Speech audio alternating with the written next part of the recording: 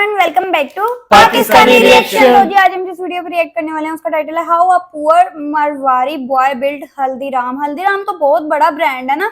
और यार ये वो मैंने अक्सर हमने ना एक पाकिस्तानी व्लॉगर्स का देखा तो जो इंडिया विजिट करते हैं और उन्होंने हल्दीराम रेस्टोरेंट भी गए हैं एक दो बिल्कुल दफा। ऐसा ही है, काफी बड़ा जो है नाम ये सुना ब्रांड हुआ है, है। लेकिन टाइटल से ऐसा लग रहा है कि ये बड़ा नीचे से जो है वो ब्रांड ऊपर आया है। तो इस तरह की स्टोरीज और हिस्ट्री देखने का ना मुझे बड़ा शौक है।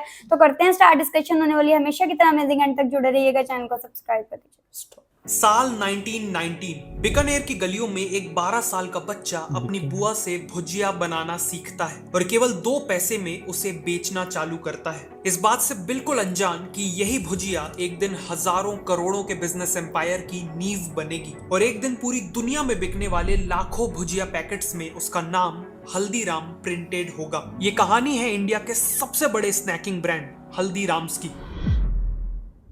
हल्दीराम का जन्म 1908 में बीकानेर में एक गरीब परिवार में हुआ था। उनके ग्रैंडफादर भुजिया बाजार में अपनी छोटी सी शॉप में भुजिया बेचते थे और बचपन से ही हल्दीराम को भुजिया में बहुत इंटरेस्ट था। इसीलिए सिर्फ 12 साल की उम्र में उन्होंने हर दिन घंटों मेहनत करके भुजिया मेकिंग प्रोसेस को मास्टर कर लिया और बहुत जल्द अपने ग्रैंडफादर की शॉप में रेगुलरली बैठने लगे। लेकिन वो अपने ग्रैंडफादर की तरह भुजिया से केवल कुछ एक्स्ट्रा पैसे कमाकर सेटिस्फाइड नहीं थे, वो अपने बिजनेस को बढ़ाना चाहते थे। हल्दीराम जो भुजिया बेच रहे थे वो बेसन से बनती थी, लेकिन उन्होंने देखा कि राजस्थान के लोगों को मोठ की दाल बहुत पसंद है। वहाँ के लोग कई डिशेस में मोठ की दाल यूज करते थे, इसीलिए हल्दीराम ने भी अपनी भुजिया को बेसन के साथ मोठ की दाल मिला के बनाना चालू कर दिया।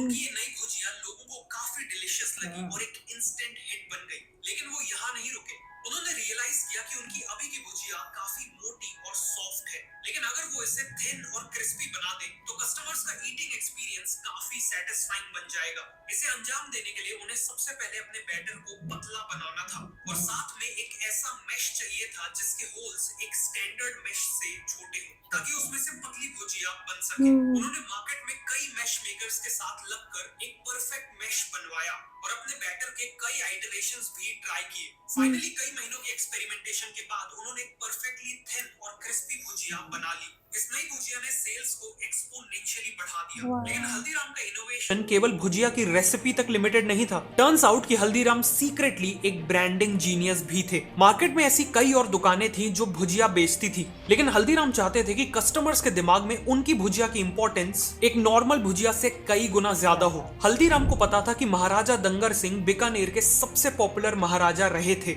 और लोग उन्हें बहुत रिस्पेक्ट करते थे, इसीलिए हल्दीराम ने अपनी भुजिया का नाम महाराजा दंगर सिंह के नाम पे दंगर सेव रख दिया। महाराजा के नाम से उनकी भुजिया बाकी सभी नॉर्मल भुजिया से डिफरेंशिएट हो गई और उसे एक प्रीमियम पोजीशनिंग भी मिल गई। इस नई ब्रांडिंग के साथ उन्होंने प्राइजेस भी बढ़ा दिए और कस्टमर्स ने उस प्राइस को खुशी खुशी एक्सेप्ट भी कर लिया। अगले कुछ सालों में हल्दीराम ने अपने 2 भाइयों के साथ मिलकर बिजनेस को अच्छा खासा एस्टैब्लिश कर लिया था और अब 36 साल की एज में उनकी एक वाइफ और 3 बेटे भी थे। बेहद गरीबी से उठकर आए हल्दीराम के लिए सब कुछ बहुत अच्छा चल रहा था कि तभी 1944 में उनकी लाइफ में एक बहुत बड़ा ट्विस्ट आया। घर की लेडीज के बीच में रिलेशंस बिगड़ने लगे। बात इतनी बिगड़ गई कि फाइनली हल्दीराम को घर छोड़कर अलग होना पड़ा। लेकिन प्रॉब्लम यह थी कि घर के साथ साथ हल्दीराम को बिजनेस से भी अलग कर दिया गया था। जिस बिजनेस को हल्दीराम ने अपनी जी जान लगा के बनाया था, आज उसी बिजनेस से उन्हें एक फूटी कौड़ी तक नहीं मिली और वो रातों रात अपनी फैमिली के साथ सड़क पे आ गए। लेकिन जिम्मेदारियों के चलते उनके पास इमोशनल होने का कोई टाइम नहीं था। हल्दीराम ने जल्द से जल्द अपने आप को संभाला और काम ढूंढने लगे। एक दिन मार्केट में काम ढूंढते वक्त किसी ने उनका नाम पुकारा। जब हल्दीराम ने मुड़कर देखा तो पीछे उनका एक बचपन का दोस्त खड़ा था। उनका ये दोस्त कई सालों बाद बीकानेर लौटा था। हल्दीराम ने उसे अपनी सिचुएशन के बारे में सब कुछ बता दिया। सालों पहले हल्दीराम ने 200 रुपए देके अपने इस दोस्त की मदद की थी और फॉर्चुनेटली उसने ये एहसान भूला नहीं था। उसने उसी दिन हल्दीराम को 100 रुपए लौटा दिए और यही 100 रुपए हल्दीराम के लिए लाइफ लाइन साबित हुए। सबसे पहले तो उन्होंने अपनी फैमिली के लिए एक छोटा सा घर रेंट पे लिया और फिर बिजनेस आइडियाज सोचने लगे। उनकी वाइफ चंपा देवी काफी डिलिशियस मूंग दाल बनाती थी और बीकानेर के लोगों के लिए भी मूंग दाल एक स्टेपल डिश थी। फिर क्या, उन्होंने मूंग दाल का बिजनेस करने का फैसला लिया। उन्होंने बचे हुए पैसों से मूंग दाल, स्पाइसेस और बाकी आइटम्स खरीदे और एक काम चलाओ किचन भी सेटअप कर लिया। वो दोनों अर्ली मॉर्निंग उठकर मूंग दाल प्रिपेयर करते और फिर हल्दीराम पूरे दिन मार्केट में घूम घूम कर लोकल वर्कर्स और ऑफिस गोयर्स को ये डिश बेचने लगे। कुछ ही टाइम में उन्होंने मूंग दाल के साथ अपने ओरिजिनल पैशन यानी भुजिया को भी बेचना शुरू कर दिया। हार्डवर्क, टेस्ट और क्वालिटी के चलते उनका एक लॉयल कस्टमर बेस बन गया और कुछ ही टाइम में उन्होंने एक छोटी सी शॉप को रेंट पे लेने के पैसे जमा कर लिए। शॉप खोलने के कुछ ही समय में मार्केट में बात फैल गई कि हल्दीराम और उनकी दंगर सेव अब वापस आ चुके हैं। उनकी दुकान में लोगों की लाइन लगने लगी और देखते ही देखते हल्दीराम फिर से लोकल भुजिया किंग बन गए। अगले कुछ सालों में हल्दीराम ने केवल इसी दुकान को ग्रो करने में पूरा फोकस किया, लेकिन फिर 1950s में कुछ ऐसा हुआ जो उनके लिए एक बहुत बड़ा टर्निंग पॉइंट साबित हुआ। हल्दीराम अपने एक दोस्त की बेटी की शादी में कोलकाता गए थे। वहां उन्होंने सभी मेहमानों के लिए भुजिया बनाई थी और जब उन्होंने भुजिया खाने के बाद मेहमानों का रिएक्शन देखा तो वो काफी सरप्राइज थे। उन लोगों को भुजिया इतनी पसंद आ रही थी कि वो तारीफ तो कर ही रहे थे, साथ में हल्दीराम को बल्क ऑर्डर्स भी दे रहे थे। हल्दीराम को समझ आ गया था कि कोलकाता में अपने बिजनेस को एक्सपैंड करना एक बहुत बड़ी अपॉर्चुनिटी है, स्पेशली इसलिए क्योंकि वहां ऐसा कोई बड़ा कंपटीशन था ही नहीं जो भुजिया बेचता हो।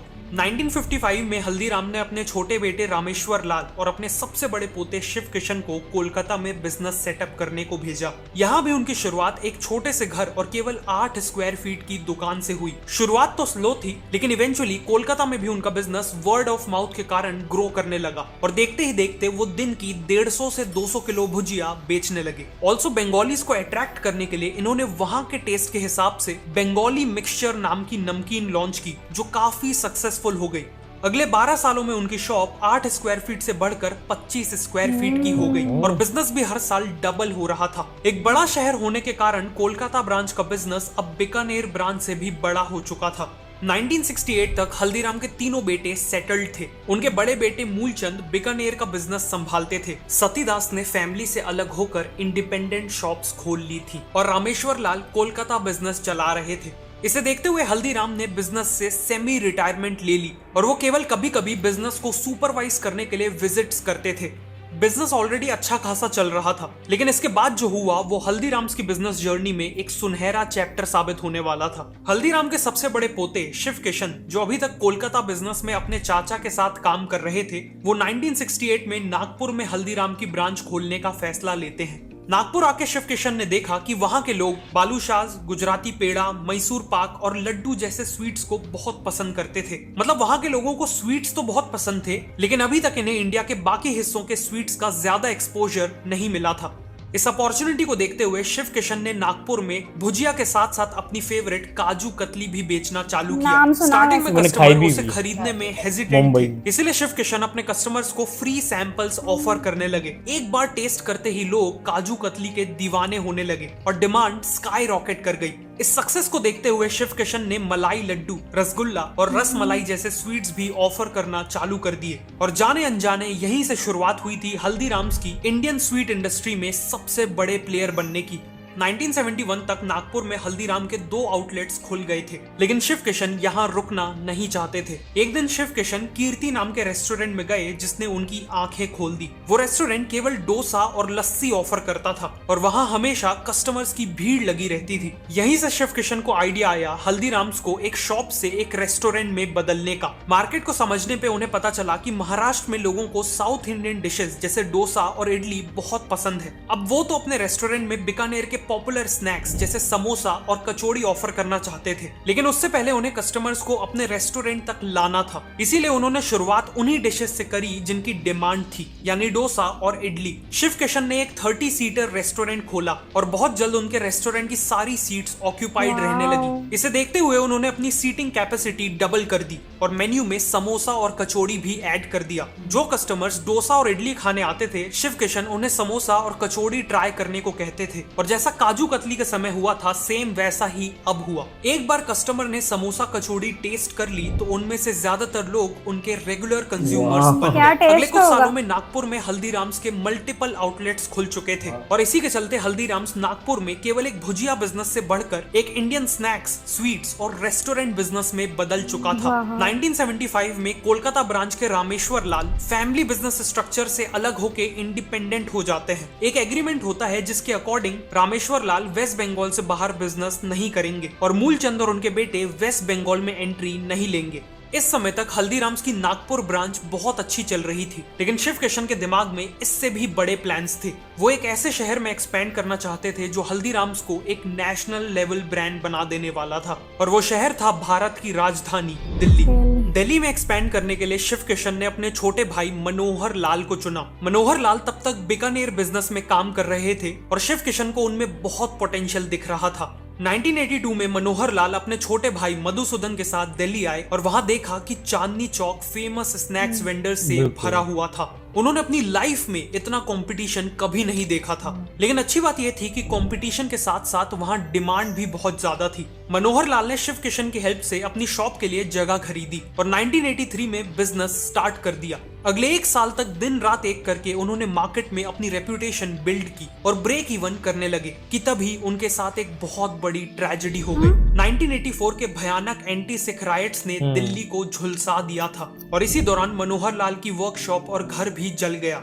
अगले 2 महीने तक हल्दीराम्स का दिल्ली का बिजनेस जीरो पे आ चुका था, लेकिन मनोहर लाल ने हार नहीं मानी। उन्होंने नागपुर और बीकानेर से फाइनेंशियल हेल्प ली और दिल्ली में एक नई 300 स्क्वायर फीट की वर्कशॉप अक्वायर की और बिजनेस को रीस्टार्ट किया। उन्होंने जो रेपुटेशन बिल्ड की थी वो बहुत काम आई और बिजनेस वापस पिकअप करने लगा। अगले कुछ सालों में उन्होंने न केवल अपनी करंट वर्कशॉप को एक्सपैंड किया, बल्कि एक 2000 स्क्वायर फीट की नई फैक्ट्री भी स्टैब्लिश की और नए आउटलेट्स भी खोले। बिजनेस लगातार ग्रो हो रहा था, लेकिन इन सब के बाद भी हल्दीराम्स एक मीडियम साइज्ड लोकल बिजनेस ही था। पर शिव किशन और मनोहर लाल चाहते थे कि हल्दीराम्स एक वर्ल्ड क्लास कंज्यूमर ब्रांड बने, इंडिया के हर घर के लोग उनके प्रोडक्ट्स कंज्यूम करें। उन्होंने देखा कि लिबरलाइजेशन के बाद पेप्सिको, केलॉग्स और नेस्ले जैसी ब्रांड्स ने इंडिया में कन्वीनियंस फूड्स बेचना चालू कर दिए हैं, बेसिकली पैकेज्ड और रेडी टू ईट फूड। लेकिन हल्दीराम ने यहाँ एक बहुत बड़ा गैप स्पॉट किया। ये सभी फॉरेन ब्रांड्स इंडियंस को वेस्टर्न कल्चर का पैकेज्ड फूड मार्केट करने में हजारों करोड़ों लगा रहे थे, लेकिन उस समय कोई भी ब्रांड इंडियन स्नैक्स को लॉन्ग शेल्फ लाइफ वाली पैकेजिंग में नहीं बेच रहा था। इसी अपॉर्चुनिटी को देखते हुए हल्दीराम्स ने सबसे पहले अपनी बीकानेरी भुजिया और आलू भुजिया जैसे प्रोडक्ट्स को नाइट्रोजन पैकेजिंग में बेचना चालू किया, जिससे इनकी शेल्फ लाइफ कुछ दिनों से बढ़कर कुछ महीनों तक पहुंच गई। इस नई पैकेजिंग के कारण हल्दीराम्स का बिजनेस अब नागपुर या दिल्ली तक लिमिटेड नहीं था। अब लोग इंडिया के छोटे से छोटे शहर में हल्दीराम्स की भुजिया खरीद सकते थे। लॉन्च के बाद कस्टमर्स ने इन प्रोडक्ट्स को बहुत अच्छा रिस्पॉन्स दिया और इसीलिए हल्दीराम्स ने अपने पैकेज्ड फूड सेगमेंट में रसगुल्ला, सोन पापड़ी, पिकल्स, कचौड़ी और इवन भेल पूड़ी में डाइवर्सिफाई किया। देखते ही देखते हल्दीराम्स ने 400 से ज्यादा पैकेज्ड फूड आइटम्स बेचना चालू कर दिए। अलग अलग परचेजिंग पावर वाले कंज्यूमर्स को टारगेट करने के लिए इन्होंने अलग अलग पैक साइजेस में अपने प्रोडक्ट्स ऑफर किए। जैसे इनके कई प्रोडक्ट्स का छोटा पैक केवल 5 रुपए में मिल जाता है और बड़े पैक्स 200 रुपए प्लस तक जाते हैं। ऑल्सो इन्हें पता था कि स्नैक्स एक इम्पल्सिव परचेज होते हैं, इसलिए हल्दीराम्स ने कलर साइकोलॉजी का यूज करके अपनी पैकेजिंग को अट्रैक्टिव बनाया और फाइनली इंडिया के कोने कोने तक पहुंचने के लिए हल्दीराम्स ने 100 से ज्यादा डिस्ट्रीब्यूटर्स और लाखों रिटेलर्स को ऑन बोर्ड किया। इन्हीं स्ट्रेटजीज के चलते आज इंडिया के ऑलमोस्ट हर घर में लोग हल्दीराम के स्नैक्स खाते हैं और इवन यूएस, सिंगापुर और यूके जैसे 80 से ज्यादा देशों में Haldiram's one of the most popular Indian snacks brand है। करीब 100 साल पहले हल्दीराम्स की शुरुआत भुजिया को 2 पैसों में बेच के हुई थी और आज उसी हल्दीराम्स ने 9000 करोड़ से ज्यादा का बिजनेस किया है। हल्दीराम्स की कहानी ये प्रूव करती है कि कस्टमर्स को डिलाइट करके, लगातार प्रोडक्ट्स को इनोवेट करके और समय के साथ खुद को बदल के कितना भी बड़ा बिजनेस बनाया जा सकता है, चाहे शुरुआत कितनी ही छोटी क्यों ना हो। अगर आपको ये वीडियो अच्छी लगी तो मैं रिकमेंड करूंगा कि आप नेक्स्ट इस वीडियो को देखें। जबरदस्त यार, नाम इतना सुना था हमेशा हल्दीराम का। ये कुछ जो व्लॉगर्स वगैरह जिस तरह आपने स्टार्ट में बताया ना कि रेस्टोरेंट जाते थे, उससे भी पहले ना हम लोगों ने 1-2 दफा फूड रिव्यू देते थे। हाँ, हमने 1-2 दफा यार एड्स के ऊपर रिएक्ट किया था। पता नहीं दिवाली के एड्स थे, उसके अंदर हल्दीराम का एड जो है वो लाजमी होता था। उनकी स्वीट से रिलेटेड पैकेजिंग बड़ी जबरदस्त होती थी। तब मैंने फर्स्ट टाइम हल्दीराम का नाम सुना था। 100+ प्रोडक्ट्स हैं तो वो बिल्कुल बिल्कुल। और फिर उसके बाद व्लॉगर्स को देखा मैंने, आई गेस वो इब्रार सर जो है वो भी एक दफा गए थे और उसके बाद मोशी भाई के व्लॉग्स भी 1-2 जो है ना वो हमने देखे। जो भी जाता है, हल्दीराम एक ऐसा ब्रांड बन गया हुआ है कि उसको लाजमी ट्राई करता है। और अगर वो ट्राई करना भूल जाए तो कमेंट्स इतने लोग करते हैं कि आप हल्दीराम ट्राई करें।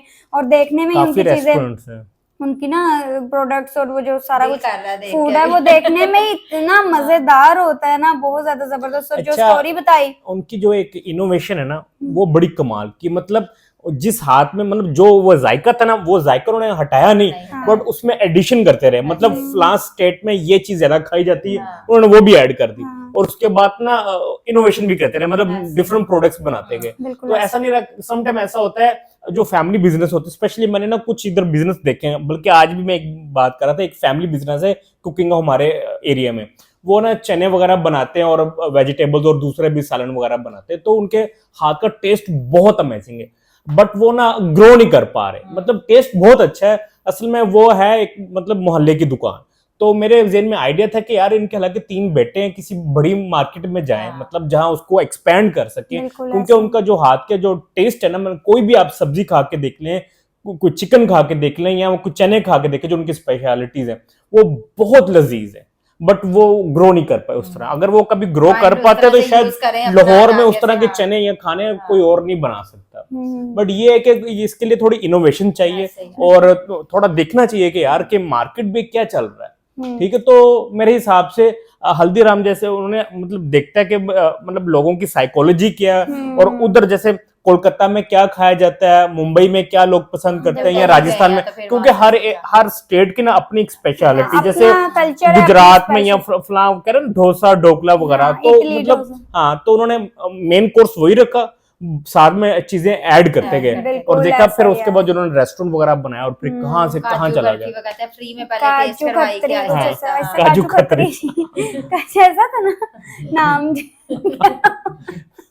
चलो काजू खतरी आज से। काजू बर्फी मैंने ना क्या था? मैंने ना ये खाई, मेरा ना एक फ्रेंड है मुंबई में रहता है, सॉरी यार। काजू खतरी वो लेके आया हुआ था। जब भी वो मुंबई आता था ना, तो मैं उसको कहता था यार काजू खतरी लाजम लेके असल नाम क्या है आना। वो रहने दो तुम। वो मैं भी भूल गया। वो ना? काजू काजू बर्फी थी काजू। चलो काजू खतरी लो। यार मैं वो भी हमने एक ना प्रेश रावल की किसी मूवी में ये नाम सुना हुआ, तो मैंने मिक्स कर दिया, काजू कतरी किसी कैरेक्टर का नाम था, तो आई एम रियली वेरी हाँ, सॉरी। तो लेकिन बट ये यार कि वो वीडियो जबरदस्त हर रही। साल आता था मुंबई, और वो लेके आता था स्वीट, और बहुत मजेदार, सच में अदनान में बहुत मेरा मजेदार। तो खुद दिल उसके कर रहा था ऊपर ना टेस्ट वो करने का। चांदी का कवर भी होता हाँ। था, मुंबई में वो बिल्कुल मिलती है ऐसे। चांदी का वर्क जो हाँ, है। चांदी का और वो कहते थे किसी नई जगह पे जाहिर है वो जाते थे, फिर टेस्टर के तो खुद फ्री में जो है वो एक सैंपल देते थे, फिर लोग हाँ। उसके भी दीवाने, समोसा के भी इसी तरह। फिर ये ऐसा ही सारा है। उन्होंने इस तरह एक्सपेंड किया अपना बिजनेस, और आज कहाँ कहाँ जो है 9,000 करोड़ की वैल्यू बिल्कुल ऐसे इवन एक्सपोर्ट भी जो किया जाता है, पैकेजिंग वगैरह चेंज की, मतलब इतना अच्छा, दिमाग से और काम देखा लिया यार। और पैकेजिंग मतलब जो कलर यूज किए हैं, हाँ, इतने वो- यार कलर मुझे उस होते थे। कलर से पता है क्या मुझे याद आया, क्या? आपकी सिस्टर को एक असाइनमेंट मिली थी ना, हाँ, हाँ, उन्हें उनको ना एक असाइनमेंट मिली थी कि आपने जो पल्सेस नहीं, पल्स होती है ना हाँ, हाँ, दाल याद वगैरह के ना, आपने पैकिंग बनानी। हाँ। तो उसने इतने को अच्छे कलर बना दिया, मुझे लगा कि यार ये भी नहीं चलने, क्योंकि कोई एक्सपेक्ट ही नहीं कर सकता इसके अंदर दाल है। बिल्कुल ऐसा ही है। बट मैं कभी अगर मुझे वो डिजाइन मिले ना, अगर किसी सॉफ्ट कॉपी में, तो मैं किसी वीडियो में ना उस शेयर डिजाइन को जरूर शेयर करेंगे। जरूर करूंगा। बट मतलब बहुत अमेजिंग डिजाइन इसकी ऐसा बहन ही ने है, बनाई है। ऐसा ही है। तो आज बड़ी जबरदस्त रही वीडियो, आई होप सो आप लोगों को रिएक्शन पसंद आया तो जल्दी से चैनल को सब्सक्राइब कर दे। मिलते हैं नेक्स्ट वीडियो में। See ya.